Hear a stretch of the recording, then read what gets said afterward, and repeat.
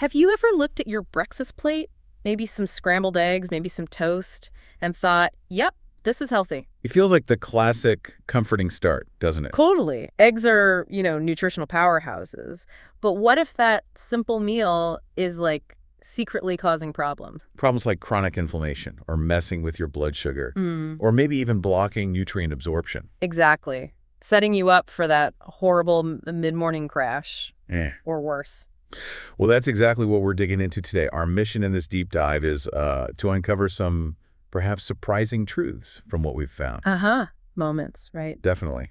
We'll look at common egg pairings that might be undermining your health, but also the flip side powerhouse combos that really boost eggs' benefits. And how to cook them properly, too. And the best ways to cook them, absolutely, to unlock everything they offer. Okay, this is more than just food choices. It feels like understanding the chemistry on your plate. Precisely.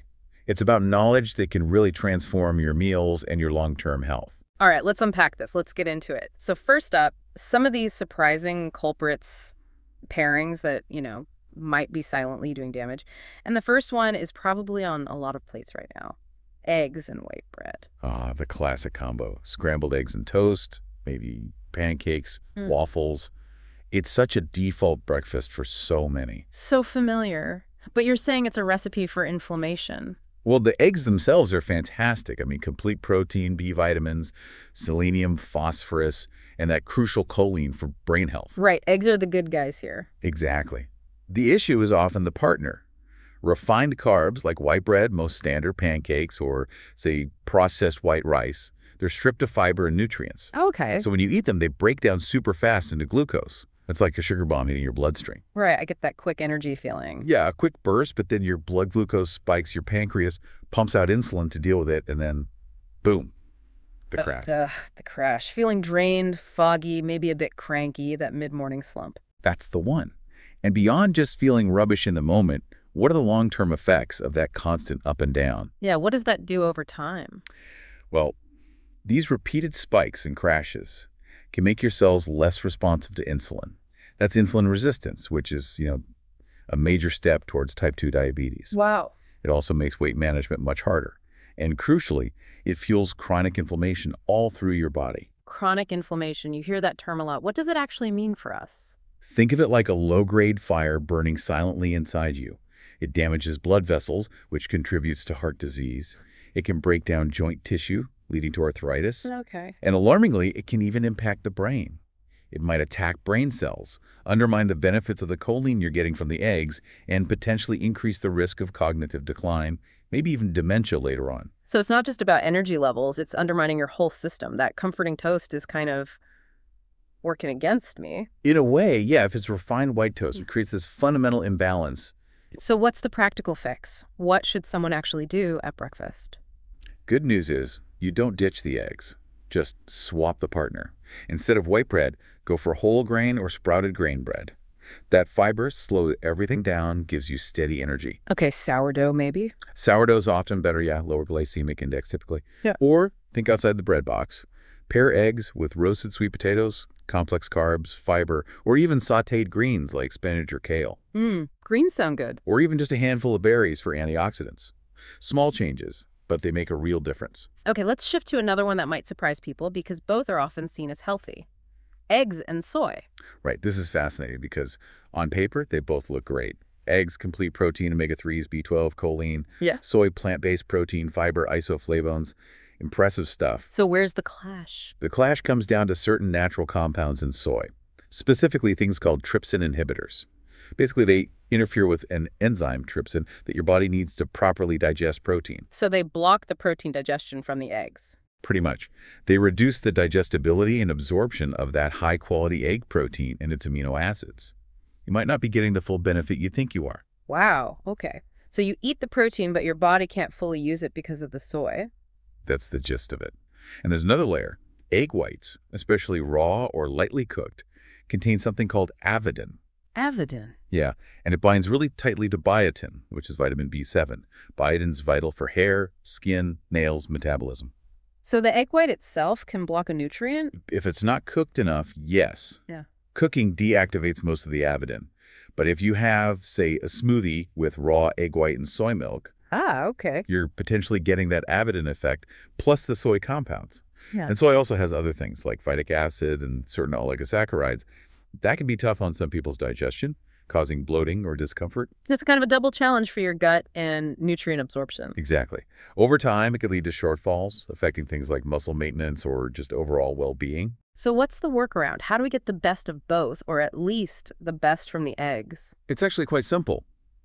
Just eat them separately. Don't have soy milk in your omelet, maybe. Right. Try almond milk, oat milk, coconut milk. Instead, they don't interfere in the same way.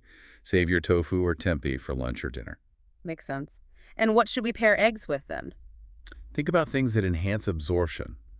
Leafy greens are great. Mushrooms. Avocado is fantastic. The healthy fats in avocado actually help you absorb the fat-soluble vitamins in the eggs. Oh, interesting synergy there. Yeah. Spinach adds iron and antioxidants, too.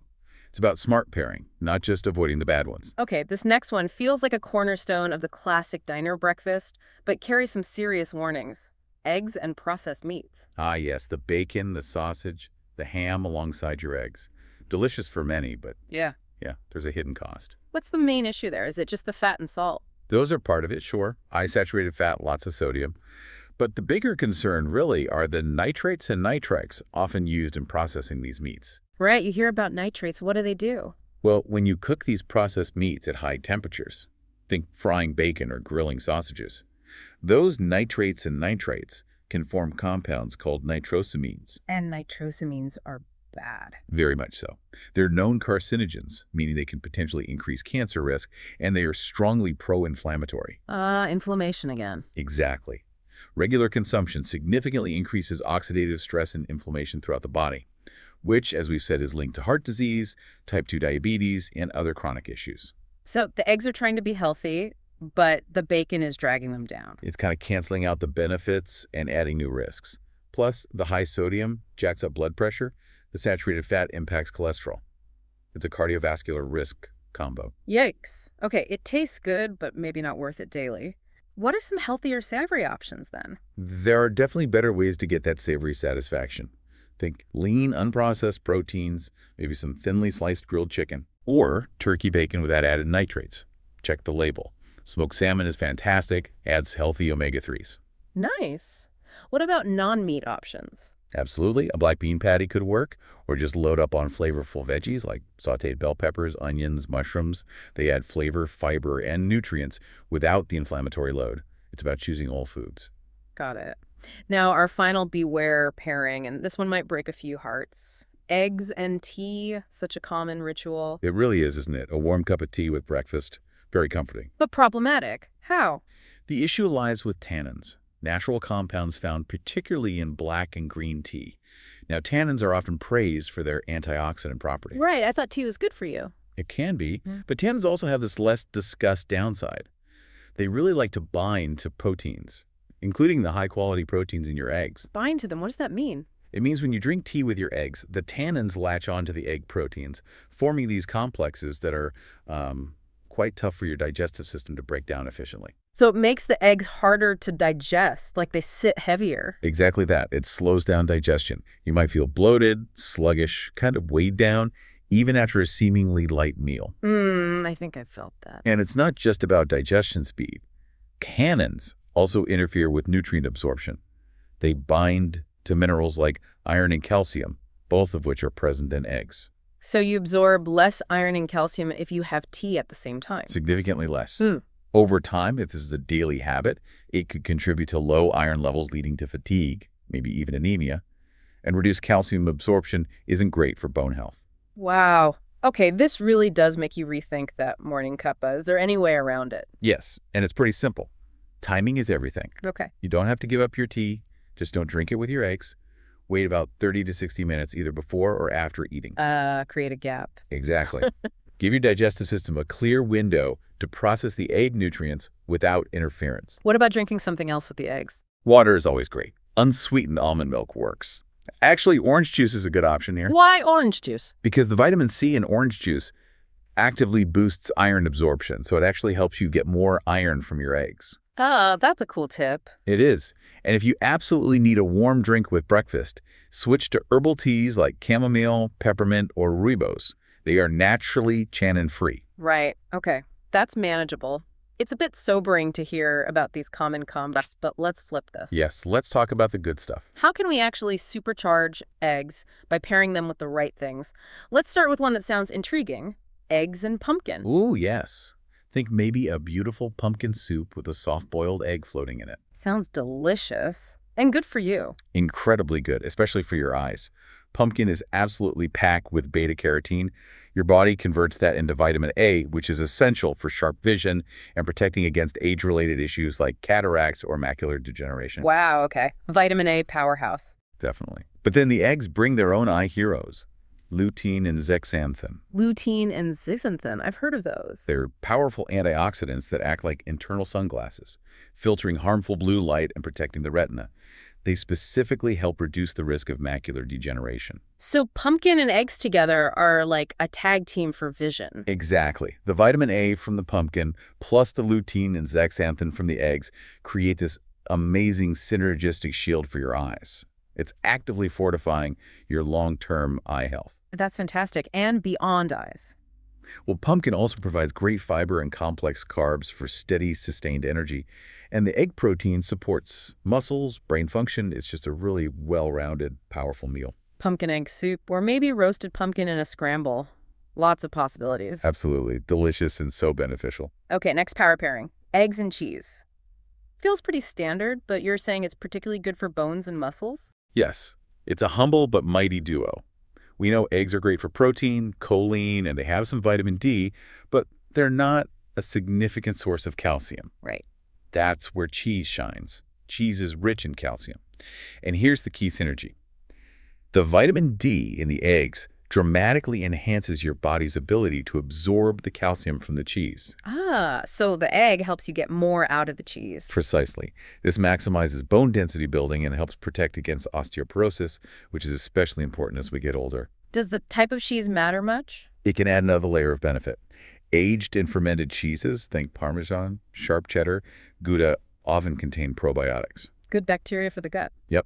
And a healthy gut microbiome improves overall digestion and nutrient absorption, including absorbing the protein from the eggs more effectively. Again, really valuable as we age. So a simple cheesy egg scramble, maybe with some spinach tossed in, is actually doing a lot of good work. It really is. Simple, effective, and tasty. All right, our final powerhouse pairing, and this one might seem a bit odd. Eggs and apples. Yes, it challenges that savory-sweet boundary a bit, doesn't it? But nutritionally, it makes a lot of sense. Okay, convince me. Why apples with eggs? Well, eggs are nutrient-dense, but for some people, the richness of the fats and proteins can feel a little heavy, maybe cause a bit of bloating. Apples come to the rescue here. They are loaded with dietary fiber, especially a type called pectin.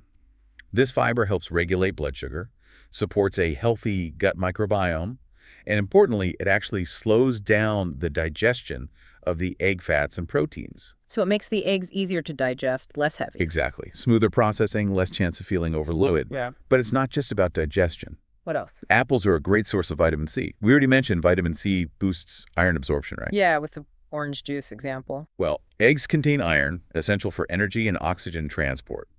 So the vitamin C from the apple helps your body grab and use more of that iron from the eggs. Plus, vitamin C is a potent antioxidant, great for immunity. Okay, so digestion help, iron boost, immune support. That's quite a combo. It really is. You get immediate energy from the apple's natural sugars and fiber, plus sustained fuel from the egg's protein and fat.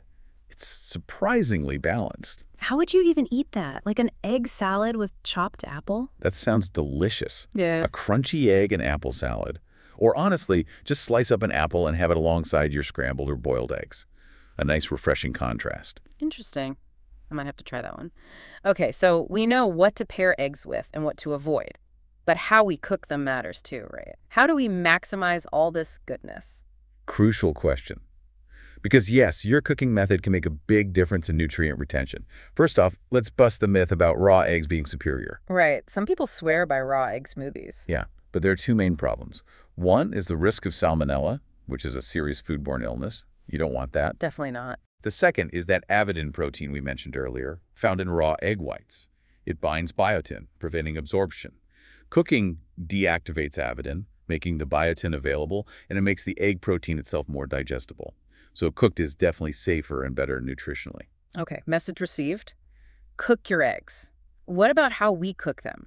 Does high heat cause problem? It absolutely can. Cooking eggs at really high temperatures or for too long can degrade some of those valuable, more delicate nutrients, things like choline, vitamin B12, and those eye-protecting antioxidants, lutein and zeaxanthin. So blasting them on high heat isn't ideal. Not really. Think gentle heat. You want to preserve those nutrients. The best ways generally involve gentler cooking. Like what? What are the top methods? Okay, my recommendations would be soft-boiled eggs, cook them for maybe 6 minutes.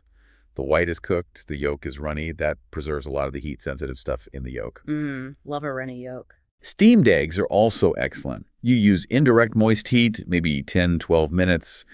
It's very gentle, preserves vitamins and minerals really well compared to, say, high-heat scrambling. Okay. Poached eggs, too.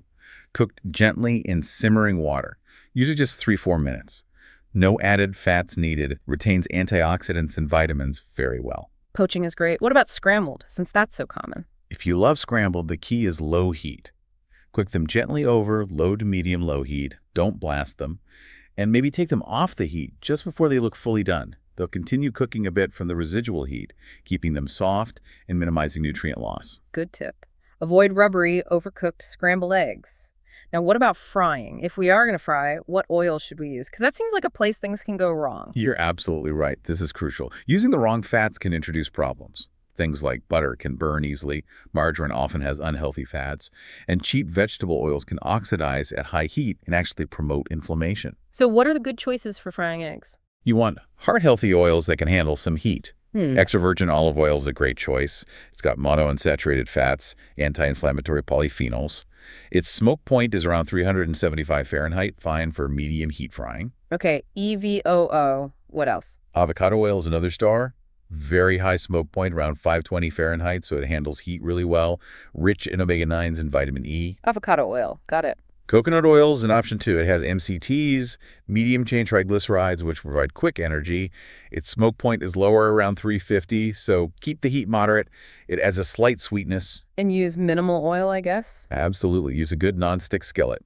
That way, you only need maybe a teaspoon or so of oil. The goal is a healthy fried egg, not one swimming in potentially damaged fat. Okay, this has been incredibly insightful. We've covered so much, avoiding those tricky pairings like white bread, soy, processed meats, even tea right alongside eggs. Right, understanding the why behind those. And then embracing the powerhouse combos, pumpkin for eyes, cheese for bones, apples for digestion, and iron. Finding those synergies. And finally, cooking them gently, using the right oils to actually lock in all that goodness. It really comes down to being informed. It does. And none of these are massive, life-altering changes, are they? They're small, intentional adjustments to how you handle a food most of us eat regularly. True.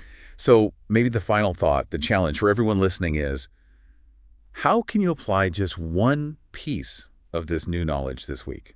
Just one meal. Yeah, what's one tweak you could make? Maybe you swap the white toast for whole grain tomorrow. Or you wait 30 minutes before having your tea after breakfast. Yeah. Or you try poaching instead of high-heat frying. Just pick one thing. Just one small step. Because those little consistent tweaks really can add up. They can genuinely transform your health and how you feel day to day. That's a great takeaway. Think about that one change you can make.